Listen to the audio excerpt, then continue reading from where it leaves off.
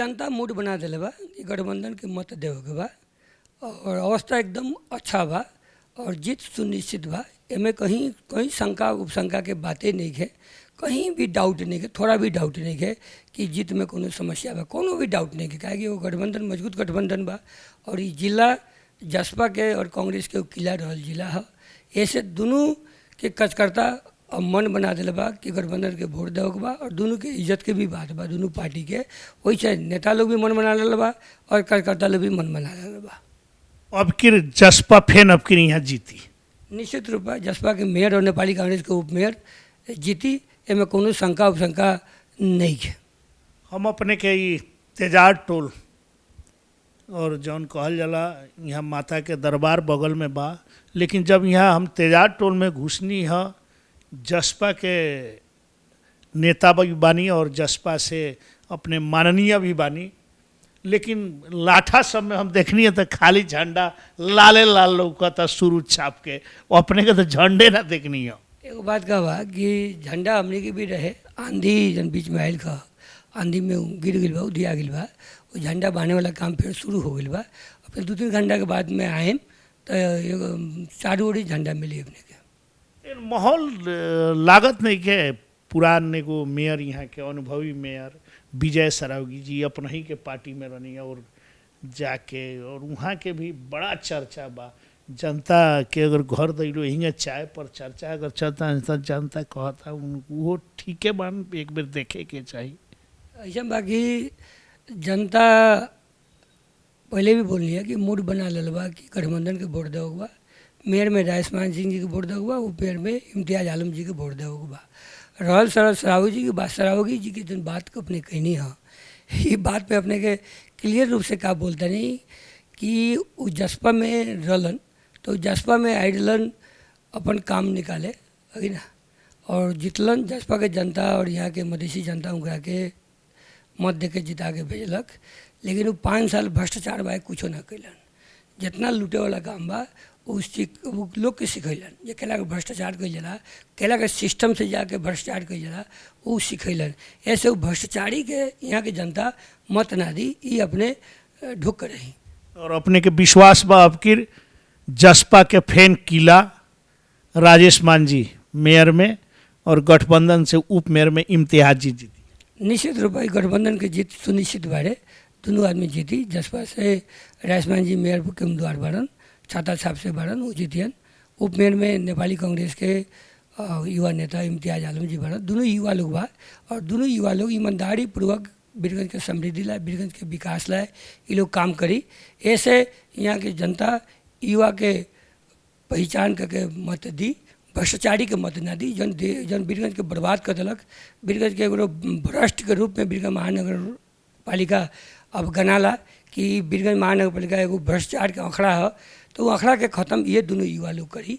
ऐसे विजय सरावगी के दिन गई, उनका चर्चा कई ही बेकार बा, उनका खाली पैसा के चर्चा बा और कुछो के चर्चा नहीं है, खाली पैसा। तो अपना ही ऐसे पहले कितना ईमानदारी से खट के आखिर लियावल तो अपना ही के जितावल तो अपना ही के है, उनकरा के अपना ही बहुत रात दिन ऐसे पहले आज से 4.5 बरस जगह हमनी के आज टेलीविजन में बात करते हैं। चलो ओबरा हमनी के टीवी बीरगंज के स्थापना ना रहे, अभी रेडियो रहे, लेकिन रेडियो में काफ़ी अपने से अंतर्वार्ता जगह हमनी के आज ले रहल बानी सन। ओबरा तो अपना बहुत चिला के कहीं बहुत काम हुई, बहुत विकास हुई, ये तो अपना ही के कहल फेन उ बतवा दोहरावत नहीं। आज अपने बड़ा अच्छा प्रश्न कहने, अपने के प्रश्न लाइव हम स्वागत करे चाहते हैं। सबसे पहले बात का बा कि हम एगो युवा और राजनीतिक में भी उतना टिक्रम जाने वाला आदमी ना, राजनीतिक में गिरगिट खाने रंग बदले वाला काम हम ना करनी। हम स्पष्ट विचार के आदमी हैं, ईमानदार रूप से हम राजनीति करनी।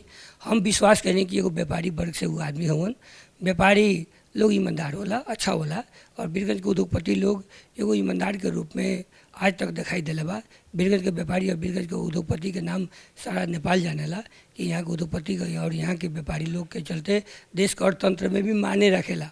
और हम थोड़ा सा हम पीछे जाके चाहते नहीं, एगो उदाहरण देवे चाहते नहीं कि अपने की याद हुई कि नारायणी अस्पताल में कुछ दिन अगाड़ी आके तो आज दुनिया में नहीं थी, हीरा बाबू केडिया जी के नाम अपने सुन ले हो गए, हीरा लाल जी केडिया और बाबूलाल चचान जी की एगो टीम नारायणी अस्पताल में वो लोग रहे और अध्यक्ष के रूप में हीरा बाबू रहलन नारायणी अस्पताल के, और उनका टीम में बाबूलाल जी लगायत के टीम में लोग रहे, और लोग जौन तरीका के नारायणी अस्पताल के सुधारे में काम कैलक, जौन तरीका के वो लोग सेवा दिलक नारायणी अस्पताल में। और बीरगंज के व्यापारी लोग उतने ना मैंने हर एक चीज़ में वो लोग के सहयोग अपरिहार रहल बा। ई चाहे पंचायत काल में देखी या लोकतंत्र अहिला के बाद में देखी, तो हमारा मन में एगो विचार आयल कि व्यापारी वर्ग से ही बारन ई ईमानदार रूप से काम करियन, ई भ्रष्टाचारी ना करियन, और ई कहबो करस कि भगवान के देवल हमरा लगे सब कुछ बा, हमरा लगे गाड़ी बा, घोड़ा बा, पैसा बा, रुपया बा, हमरा कुछो ना चाही, ई कहबो करस। तो हम तो हीरा बाबू केडिया के जन काम देखले रहनी, उनका काम से जन प्रभावित रहनी, हमरा लागल कि ई भी आदमी वही लाके होइयन। लेकिन हमरा का लागल कि आदमी इतना भ्रष्टाचारी होइयन और इतना गिरगिट खानी रंग बदली हन, और ई बीरगंज के जनता के लूटियन और वहाँ के कर्मचारी के लूटे के सिखैयन, हमरा का मालूम। ऐसे सब व्यापारी निम्ने ना होला, कोनो खराब निकल जाला उमें। तो समझी कि बीरगंज उद्योग वाणिज्य संघ के भीतर में ई एगो आदमी खराब निकल गया। कहीं ना कहीं ओहबरा के जौन काम कहीं चुनाव लड़ी तो ओकर दोषी तो अपनाऊ, कहीं ना कहीं दोषी के भागीदारी तो रहे हम अपने को बताओ चाहते नहीं कि हम वही में जाते नहीं, तिले अपने फिर अपने माइक ले लेनी है। सबसे पहले बात का बा कि हम पहले कहनी है कि हम एगो युवा उतना टिक्रम जाने वाला आदमी ना, हम पहले कहनी है कि हम हीरा बाबू से प्रभावित रहनी, वो अच्छा काम कर लेना तो उनका क्लियर नहीं अच्छा जान गया। अब उनका पेट में दांत बा और वो उतना भीतर के खराब आचरण का आदमी बना, हमरा का पता अभी ना आगे केकरो मन में क्यों नहीं के ढुकल कि कैसन है ओकरा मन के बारे में नहीं के पता। अब बोले के तो अच्छा बोलत रहलन, लेकिन भीतर ही उतना ठगैती रहे तो ठग के तो बोले के लूट बड़ा वाला ओकरा ठगे के रहेला। तो बीरगंज के जनता के ठगे के रहे आदमी के, तो ठग के तो बड़ा टिकरबाज होला नु, तो पॉलिसी से बतियाला, ओकरा लगे बड़ा ढंग होला बोले के, हमनी को उतना बोले के ढंग ना होला। ऐसे समझी कि हम ठगा गए नहीं, और हमारे से चूक भइल, उस जीवन के बहुत बड़का हमारा गलती भइल कि हम आम बीरगंजवासी और परसावासी से माफ़ी भी मांग चुकल बानी, पटक पटक माफ़ी मांगे नहीं। आज हम बीरगंज टीवी के मार्फत भी उस दिन के याद करके हम अपन यहाँ के जनता से माफ़ी मांगे। पछतावा बा 5 बरस 4.5 बरस पहले जौन गलती कहीं नहीं, अब फिर तो गलती नहीं करे जा ना। अभी नहीं, अभी तो राजनीतिक करे वाला राजनीतिक कर्मी के लेल बनी, मधेश आंदोलन के उपज के आदमी के लेल बनी हम जसपा से, और गठबंधन के भी जो उम्मीदवार के उम्मीदवार बढ़न इम्तियाज आलम जी, जौन विद्यार्थी काल के राजनीतिक व्यक्ति होने को युवा होन, जुझारूपन बा उनकरा में, और वो एगो उनका में क्रेज बा। ऐसे दोनों युवा लोग मिलके बीरगंज के समृद्धि लिए, बीरगंज के विकास करी, ई भ्रष्टाचारी के मैंने यहाँ से खत्म कैला के बाद में बीरगंज। लेकिन ये भी आरोप बा वे विजय जी जे निवर्तमान मेयर लन चाय पियल जब ना, चाय ई कार्यक्रम चाय पर चर्चा हमनी के ई गप ई कोनो माने हमनी के अंतर्वार्ता ना चाय पर चर्चा, और चाय बहुत अच्छा भी बड़ा टेस्टी चाय अपने घरे मिलल हमरा पिए के, खातिर धन्यवाद देतनी। और का बा अभी बीरगंज में हमनी के जौन घूम रहल बानी सन, बातचीत हो रहल बा, जैसे अपने एगो युवा बानी, राजेश मान जी युवा बानी, उप मेयर में युवा बानी, खाली युवे लोग आ जाई तो विकास होई। देखिए आजकल युवा के ही मांग बा, युवा के भी मांग बा, ताकि युवा लोग के काम करे के जुनून बा, ऐसे वो लोग मिल के काम करी। अपने हमरा से देखी ना, हम भी ये क्षेत्र के सांसद बानी, एगो युवा बानी, हमारे विकास के देखी जौन 2 साल मात्र कोष मिलल बा हमनी के, खास करके संघीय सांसद के, और 2 साल तक कोर्दे में पैसा चल गई। 2 साल के ही काम करी देख ली हमर, और ऐसे पहले जौन जीते सांसद लोग वो लोग के काम देख ली, 5 गो सांसद हमरा से पहले जीते रहे लोग, वो लोग के काम देख ली और हमारे काम देख ली, वही मूल्यांकन हो जाए। लेकिन मेयर साहब बार बार का कहलन कि प्रदीप जी खास करके अपने वो पार्टी के एगो लीडर भी बानी, नेता भी बानी, युवा भी बानी, प्रदीप जी हमरा के काम ना करे दिलन, ई पार्टी के कार्यकर्ता लोग काम ना करे दिलक, हमर विजन के ई लोग डिस्टर्ब करके रख दिलक, हमर विजन जौन रहे सोच रहे ई लोग के टर्चर से हम काम ना करे सकनी, वो भी कहलन। देखिए का होला न, जब आदमी मैंने कहा होला कि अब कौन रूप से टीवी में बोली, हम जनता सुनता, लेकिन हम ये बात बोले कि वो आदमी ठग आदमी के बनू, खाली ठगैती के बुद्धि रहेला, ठगी अपने और दोस्त दूसरा पर लगाई का, कभी भी अपना दोस्त बना गए थे। ऐसे 5 साल के भीतर उनका के डिस्टर्ब कर ले, क्यों डिस्टर्ब ना कर, अपने डिस्टर्ब कैले बनी, अपने डिस्टर्ब कैले। चुनाव जीतते पादर अपने जितनी संघीय समाजवादी फोरम नेपाल पर वहाँ के जितनी, और जितने मात्र नेपाल कम्युनिस्ट पार्टी माओवादी के एगो पत्रकार जी के और नेकपा माओवादी के केंद्रीय सदस्य के वो प्रमुख सलाहकार नियुक्त करनी डे 1 में जितने मात्रा नियुक्त करनी उसका जसपा से सलाह करने का संघीय समाजवादी में से सलाह करने का वहाँ के डिस्टर्ब करे गई नियुक्त वही से खिसिया गई अब। ना वो खिसिया के बातें नहीं के मैंने शुरू में जब नियुक्ति कहीं तो खिसिया गई। सुनिए ना शुरू से वहाँ कम्युनिस्ट और माओवादी के लोग हावी हो गए वहाँ तो जसपा के कार्यकर्ता के इंटीरियर ना रहे वहाँ कोनो इंटीरियर ना रहे। मुकेश द्विवेदी बहुत लोग रहे वहाँ। हम बताओ नु मुकेश द्विवेदी लोग कितना नहीं चले सकल कितना नहीं चले सकल तबरे जी 1-2 महीना के बाद में खेत दिलन तबरे जी के मुकेश द्विवेदी जी मुश्किल से साल भर इज्जत बचा के गइलन और बाद निकले के पड़ गई काहे कि वहाँ हावी दलाल प्रवृत्ति के लोग हावी हो गए जौन दलाली करे के और कमीशन खाए के कमीशन खियाओ के और जहाँ भ्रष्टाचार चरम सीमा में चल गई वहाँ लोग का करी ऐसे इज्जत बचावे हट गई उसमें जसपा के लोग कोनो डिस्टर्ब नहीं करे पार्टी के लोग कोनो डिस्टर्ब नहीं करे पार्टी के वो खा के बैठ गए यहाँ के जनता के खा के बैठ गए उनका करे भ्रष्टाचार और भ्रष्टाचार में डिस्टर्ब हो गए ऐसे कोनो भी पार्टी के लोग के वो पसंद ना करस वो सबके खराबे सोचो चितवन के लोग के पसंद करस चितवन से हायर करस आज देखिए वही से ठेकेदारियों शायद लेकिन हमरा जहाँ से आयल बा चितवन के जे ठेकेदार बा वो अपने के संपर्की आदमी के ये भी चर्चा वो करेलन कि प्रदीपे जी के संपर्क के आदमी ठेका उका बस का बा कि वो आदमी की चिंता नहीं किया चेहरा भी नहीं देख चेहरा मोहरा कैसन बा काला बा गोरा बा नक चिपटा बा कि कैसन बा वो नहीं देख ले इतने जानते नहीं कि चितवन के ठेकेदार हुआ पहले सड़ सफाई में 120 की 1 रुपया लागे का ना लागे एक रुपया ना लागे आज 120 रुपया लगा था काहे लगा था हर घर के 120 चितवन के ठेकेदार लोग पैसा लिया था अभी चितवन के ठेकेदार लोग वो लेके जाता आज चितवन के यहाँ प्रमुख सलाहकार नियुक्त कैलन चितवन का नगर प्रहरी इंचार्ज भी नियुक्त कैलन बीरगंज पासी से मत मांगे जाता रहन और बीरगंज के युवा के रोजगार ना देखे चितवन के लोग रोजगार दिले बनन श्यांगजा के लोग रोजगार दिले बनन सिंधुली के लोग रोजगार दिले बीरोगंज के पीऊन में कति घास उस काटे में शायद दिले बनन बीरोगंज के आके हाँ तो वो लोग जन चितवन के लोग तो घास काटे में ना आए नु चितवन के लोग तो घास ना काटी घास काटे को हुई तो बीरगंज के लोग काटी वही से घास काटे में बीरगंज के लोग दिले बनन अगे ना गाड़ी पोछे में बीरगंज के लोग दिले बनन अगे ना और झाड़ू बहारे में बीरगंज के लोग दिले बनन पैसा उठाओ में चितवन के लोग के दिले बनन पैसा चितवन जाई और झाड़ू यहाँ के लोग लगाई अगे ना टैक्स वही लगा देखी आज टैक्स इतना लाद दिलवान कि व्यापारी के उद्योगपति के और यहाँ के आम नागरिक के कर मतलब अपने डांट टूटे वाला स्थिति में मैंने टैक्स लाद दिलवान एगो ई रिक्शा चलावे लगे टैक्स देखी अब तो हमने के ई रिक्शा के टैक्स 1 रुपया कर दें सर 1 रुपया कर दे 1 रुपया सिटी राइट और बस जन चलता नगर में और ये ई रिक्शा चलता 1 रुपया टैक्स सब अपने लगन टैक्स जाए राजेश मान जी भी काली कोलन टैक्स घटा देम तो टैक्स घटा देम तो बीरगंज महानगर चली के अगर टैक्स ना हुई पैसा ना हुई तो बीरगंज महानगर कहाँ से चली बताओ। अपने तो इतना चर्चित पत्रकार है अपने को हमें सिखाओ तो ना पड़ी एक सुन नेपाल सरकार 5 अरब से ऊपर रुपया देता है बीरगंज महानगर के 5 अरब के विकास बीरगंज में कहीं पहले नहीं है एडपी बाय कहीं विकास लोगते नहीं है अगी ना वो पैसा कहाँ जी दूसर का बात का बा कि टैक्स का दायरा हम नहीं बढ़ाएं सन और टैक्स घटाएं सन और टैक्स के दायरा में अगर अपने टैक्स के दायरा में नहीं किया तो अपनों को ले आएं सन लेकिन टैक्स घटा दें सन टैक्स के एक व्यक्ति के लात लात के ये काम हमनी से ना हुई हमनी के पार्टी ना करी गठबंधन ना करी और का योजना बा अपने से राय लेके राजेश मान जी काम करी हन राय विचार रख के काम करी हन ये तो चर्चा इहो बाकी है तो बा एक बाद जब जी जाइए तो फेनू लोग में पटी कि ना पटी इहो चर्चा बा बाजार में।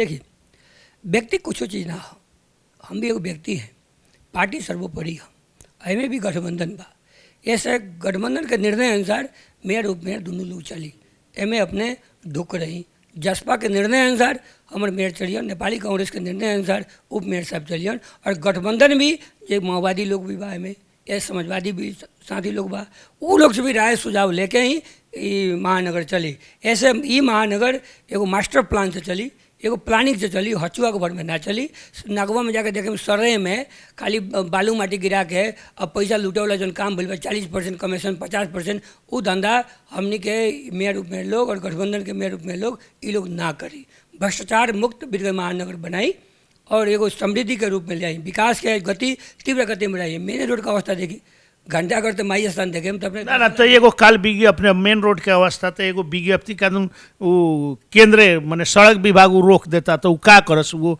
उससे काम नहीं खन करत कह के वो विज्ञप्ति सामाजिक संजाल फेसबुक में डलले बानी अब हम कर देम बिहान फंस जाम कह के वही से वो काम नहीं खन कर घंटाघर से परवानीपुर जीतपुर तक ले दू पे टूट गई, सड़क विभाग ना रोकलक। और घंटाघर से आदर्श नगर तक सड़क विभाग रोक देता।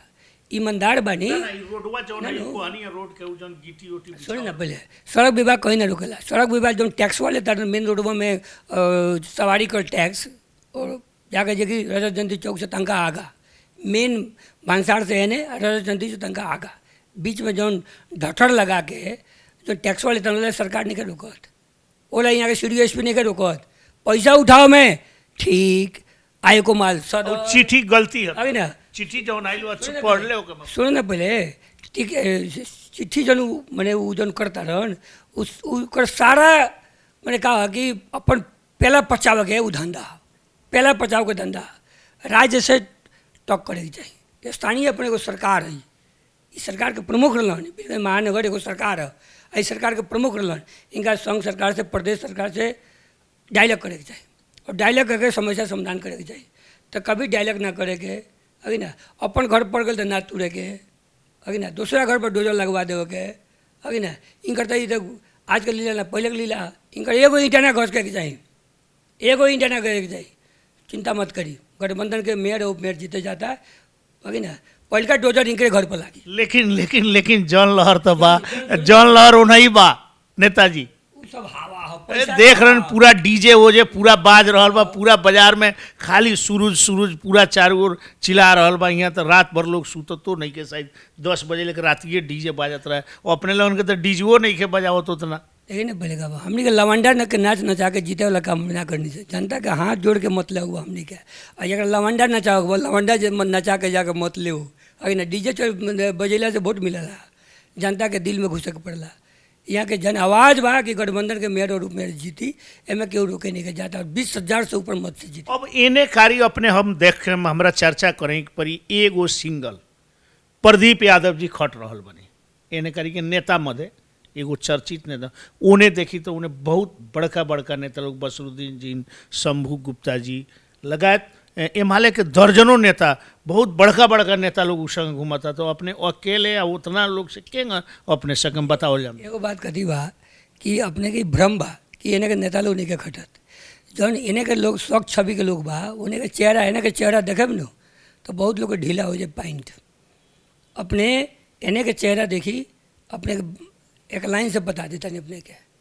सबसे पहले तो मुख्यमंत्री जी खुद यहाँ के बारे खुद खट रहल बनी तो सरकार में चली लेकिन वो लोग जितना खटता वो लोग देखिए हम तनका सुन वो लोग जितना उनके पार्टी से मैंने दूगो पार्टी भइल बा जौन एस समाजवादी भइल बा नेकपा हमारे से फूट गया वही में चल के चाहता नहीं। आज बाल गोपाल थापा जी के अनुहार देखी, चिरंजीवी आचार्य जी का अनुहार देखी, रामचंद्र शाह जी का अनुहार देखी, नागेंद्र चौधरी जी का अनुहार देखी। वो लोग के चेहरा में और कहाँ वो बसरुद्दीन के बात करते हैं कहाँ वो तो नेता नेता ना हो वो नेता बने बहुत टाइम बा नेता बने बहुत नेता बने ला वो जनता के बहुत सेवा करे के पड़ला। जनता के लूट के नेता ना बनल जाला, जनता के डाँड़ भाँच के नेता ना बनल जाला आगे ना। लेकिन अपने के हम काहे बात पहले 300 रुपया में कभी बेड के लागे के 3,000 लेके नेता ना बनल जाला उतने ना आंधी उड़ी में कॉलर लन जे बोलू फ्री में खियाएं फ्री में इलाज करें प्रधानमंत्री का चलिए अब पहले पहले कंप्लीट कर दी ना और जाके चेक बुझे चल गया मुख्यमंत्री जी लगे ओदा में प्रदेश में 2 के सरकार है अभी मध्य सरकार लाल बाबू राउत जाके चेक बुझ लो जनता नहीं के देख ले तो सब चीज़ वो लोग नेता ना बन सकेला का। ये पैसा गने वाला आदमी पैसे गनी नेता ना बन सके। पार्टी प्रवेश लोग के डेली होता रात के सुबह 10 बजे 11 बजे अपने लगन के पार्टियों प्रवेश ज्यादा नहीं के देखल गई बोले कौन क्वालिटी के पार्टी प्रवेश देखता नहीं रोज युवा सब युवा वोटर लिस्ट में नामों नहीं के एक आदमी के 20,000 के काम दिया था और टीका लगा दिया था और वोटर लिस्ट में बेचारा का नामों नहीं किया कौन जिला का अपने पता नहीं गया आगे ना। ऐसे वो भ्रम में अपने मत पड़ी वो भ्रम के ना वो तो सामाजिक संजाल में तो वो लोग को डाले के बाद टीका लगा दे हुआ 20,000 रुपया दे होगा आगे ना। तो वो 20,000 रुपया अब वो लोग ले लेता और चल देता लेकिन वोट दी गठबंधन के छाते में दी या गाछिए में दी, चिंता मत करिए। अब की राजस्थान अभी राजस्थान और इम्तियाज आलम दोनों आदमी एकदम बढ़िया मत से जीती, चिंता मत करिए। वही से इतना खुश बनी, खुश तो रहेगी बड़ी। पूरा एकदम देखा तनी अपने के ड्रेसअपे यही से एकदम बुलंदी चेहरा बा अपने का। ये तो बाल्यकाल के ही ऐसे ही ड्रेसअप रहे हमारे, पढ़ाई काल के भी देखे तो यही लगा रहनी साफा सुथर रहे, हमारे बानी है साफा सुथर रहे नहीं। ईमानदारी से अपने लगन के टीम पूरा खट रहा। ईमानदारी से गठबंधन लागिल बा, गठबंधन के इज्जत के भी सवाल बा, यहाँ के नागरिक के इज्जत के सवाल बा, और ये प्रतिगमन के मतियार लोग के परास्त करे के पड़ी। ये सब प्रतिगमन के मतियार लोग जौन देश के कब्जा करत रहे के भी बोली ओकर मतियार लोग है, ऐसे वो मतियार लोग के परास्त करे लाए गठबंधन कमर कस के लागिल बा। लेकिन हम अपने से एगो और बात करे के अपने के गढ़ मानल जाला, चायो पी लेवल जाम और चाहे पर चर्चा कार्यक्रम भी परसा क्षेत्र नंबर 1 के सांसद भी बानी, और ये गढ़ मानल जाला प्रदीप जी के गढ़ हुए मुसैली, अपने के बगही, अपने गांव Maniyari, 15 number ward, 16 number ward, लेकिन गढ़ तो टूट रहल बा जैसन अभी चर्चा बा। सबसे पहले बात का बा कि मुसैली बगही निर्वाचन क्षेत्र में एक में ना पड़ेला, लेकिन अपने के गढ़ दुइये में पड़े। हम बताओ तनी, अपने चिंता मत करें। 2000 से ऊपर वोट मुसैली से आई और 2000 से ऊपर वोट बघई से आई। अपने जहाँ कहते नहीं बघई के तो वार्डे 10 ने चल गई बा, लोग तो वार्ड दर्ज कैला से मतदाता ना चल जाला। वार्ड दर्ज कैला से एक पॉकेट में वोट ना रहेला। जनता के अपन स्वाविवेक विचार है और मत के भीतर कहाँ वोट डालता है वो जनता जानेला, वार्ड दर्ज ना जानेला लोग। पहले कहीं पंचायत काल नहीं किया कि फलना मुखिया जी झाड़ दिलन पूरा गाँव झड़ गई, वो जमाना नहीं के। सब लोग अपन अपन मत के अपन अधिकार बा। ऐसे लोग मूड बना दिले बा कि राजस्थान जी के मेयर में मत दे के, उप मेयर में इम्तियाज आलम जी के दे हुए, एमएर हुआ ढुकर नहीं, एमएर हुआ ज़्यादा चिंतित होकर के जरूरी ना, चिंता ना। लेकिन गढ़ में का कहल जाला जहाँ घर बा उमें तो छेद ना कर देवला, चोर सेन कटा गई बा। 16 नंबर वार्ड अपने के डिस्टर्ब बाटे, 15 नंबर वार्ड डिस्टर्ब बा, यही जन 13 नंबर जहाँ अपने बानी यो वार्ड सुनता नहीं डिस्टर्ब बा। सब में अपने के सेन मरा गई बा। अपने के मेन कहल जाला भीतरे भीतरे उन्हें मिल गई बा लोग। ये भी एगो बात का बा कि केहू भीतर से नहीं मिलल, केहू भीतर। जसपा के लोग बिकाऊ ना है, जसपा के लोग पेट बांध के भूखे लड़े वाला लोग है, आंदोलनकारी लोग है, जुनून बा, मधेश आंदोलन के खून बा लोग के शरीर के भीतर। और जसपा के लोग संघर्ष से नेता बनल बा, हमनी भी संघर्ष आयल बनी सन, मधेश आंदोलन के उपज हमनी भी हैं सन। ऐसे जसपा के लोग गरीब बा लेकिन बिकाऊ नहीं है। गरीब ईमानदार होला लेकिन बिकाऊ ना होला। जौन बिकाऊ बा वो कम्युनिस्ट है। अब जाके देखिए पहले के कम्युनिस्ट नहीं के रह गए। आज देखें तो 32 में से 31 को वार्ड कम्युनिस्ट पार्टी के लड़ लगे बा, लेकिन 20 को नया चेहरा लोग लड़ेले बा। आपने देख ली 20 को नया चेहरा लड़ेले बा वो लोग, अभी ना। तो वैसे वह चिंता मत करिए, पैसा के बल पर कितना दिन राजनीति 2 दिन 4 दिन 5 दिन टाइम फीस हो जाए। पैसों लोग खाई या वोटवा जाके छाता में और गाछी में दी अपने लगन खर्च नहीं की ना। हम लोग पैसा नहीं खर्च कहाँ से करें सर, पैसा नहीं तब न करें सर, पैसा नहीं के हमने के उम्मीदवार लगे, दोनों उम्मीदवार वही लगे बिना पैसा के बा। ऐसे हमने के खर्च करेगा नहीं का, हमने के नहीं कर भूखे रह के और मत देवेला लोग बा। सूखा रोटी खा के मत दी, लेकिन गठबंधन के जिताई। और ओकर जनता भी क्यों मैंने पैसा जो बांटता लोग जन हवा बाढ़ के कहीं नहीं दिलक होने दिलक। एगो दूगो और ही बता देव चाहते नहीं, एगो 2 नंबर के सांसद जी 2-3 गो उम्मीदवार से संपर्क कैला हन, खास करके माओवादी के उम्मीदवार से नाम धर देना ना। अब वो समझे नहीं इलाका विमल श्रीवास्तव और ना अपने को एगो सांसद जी बारन, हम वही नाम बैठे रहनी। अब कहता हूँ क्या लेगा, हम पैसा भेज रहा हूँ, हम वही बैठे लाउड से कौन करी ना, लाउड से कौन करवे नहीं। तो वो किने की कोशिश कैल, लेकिन वो आदमी मुँह पर जवाब दिलक कि अपने दोबारा फोन मत करें, हम बिकाऊ ना है। उसने कहा एगो कांग्रेस के भी बनी ना वार्ड अध्यक्ष के उम्मीदवार लेके भी खुद सरावगी जी संपर्क कैलन, संजोग से उनका लगे भी बैठे रहनी। हम एकदम घर घर घूमता नहीं, उम्मीदवार लोग लगे बैठता नहीं, बात करता नहीं, संजोग से वहाँ बैठे नहीं। उनका सरावगी जी को फोन आयल, वो वही लगे बात कैलन कि क्या लीजिएगा, ऊपर के वोट दे दीजिए। वो तो अपने हमारे के लोग साथ गद्दारी करता रहन, मानता नहीं कि कांग्रेस के उम्मीदवार को 10 लाख 20 लाख देवे के किने के कोशिश करता रहन। तो वो तो उनकर जो उम्मीदवार बहुत डैमेज करी उनका पैसुआ से, उनके हमारे उम्मीदवार के डैमेज करी। तो वो जौन घर में बान वही में छेद करता रहा, वो जौन थाली में खालन वो थाली में छेद कर रहा। अब और बात बताते नहीं कि 30 गते के बाद में वो MLA के भी ना हो जान, MLA के भी लात मार दियन, ओमे के नटवाला लगन जौन सीढ़ी से चढ़लन वो सीढ़िया के पहले काटलन। को घंटा डेली खटतनी अपने? हम 5 बजे उठनी, रात के को बजे लेकर अपने चुनावी चर्चा में 5 घंटा सुते नहीं, ओकरा बाद 5 घंटा बस ओकरा बाद काम करनी। साफ भीड़ गइल बानी, एकदम हमर फर्ज हमर दायित्व। कमर कस ले बानी राजेश मान के जितावेला, गठबंधन के जितावेला। राजेश मान और इम्तियाज आलम दोनों के हमने के इज्जत के सवाल बा।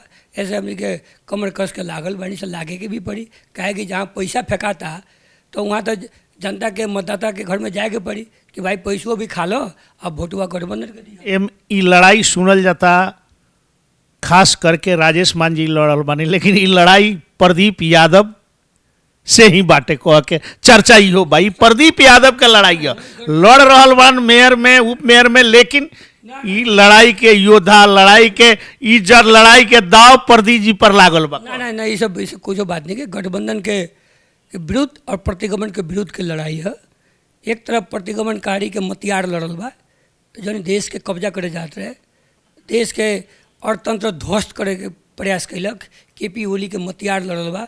एक तरफ से ओकरा के रक्षा करे वाला गठबंधन लड़ल बा। ऐसे लड़ाई गठबंधन और प्रतिगमन के खिलाफ के लड़ाई है, एमे कोनो व्यक्ति के लड़ाई ना है, ये गठबंधन के प्रतिष्ठा के लड़ाई है।